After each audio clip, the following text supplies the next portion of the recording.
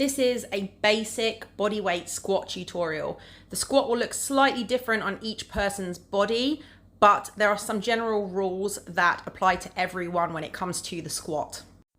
The squat is based on the deep squat, which is a basic position that almost all humans can get into. So you need to start by getting into a deep squat and finding what's comfortable for you here. For most people, your back will be rounded, your bum will be near your heels, heels on the floor, heels about shoulder width apart and toes pointing out with the knees tracking over the toes. Whatever's comfortable for you here, whatever that stance is, that's how you are going to squat.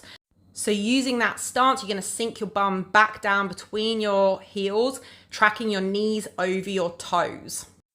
For most people, your bum will come just below your knees will track over your toes, your back will be nice and straight, and this will be the lower position of the squat. If you are just starting out, you might not be able to go that low, so you might need to keep the squat much higher by squatting to a chair or something, but over time you'll increase the range of motion. Here are some common mistakes. Sometimes people's feet are too close together and then they just can't get that depth in the squat because there's nowhere for their bum to go. So you need to take your feet shoulder width apart, whatever's comfortable in that deep squat, and squat from that position. Another common mistake is reaching your bum back and not letting your knees go forward. And this turns it into a kind of butchered Romanian deadlift.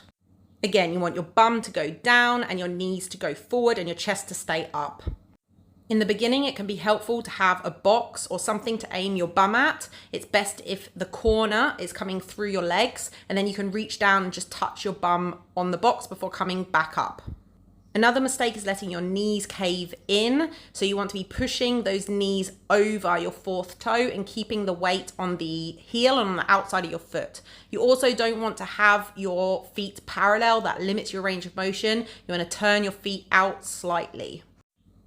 You also don't want to round your back throughout the movement. You want to stick your bum out and have your back nice and straight throughout the movement, like this. One final mistake is having your feet too wide apart. Some people call this a sumo squat, but it's actually just a shitty squat. Once you can perform this basic squat, we can then start to load it. But no matter how we load it, whether it's with one dumbbell or two or with a barbell, it always looks exactly the same.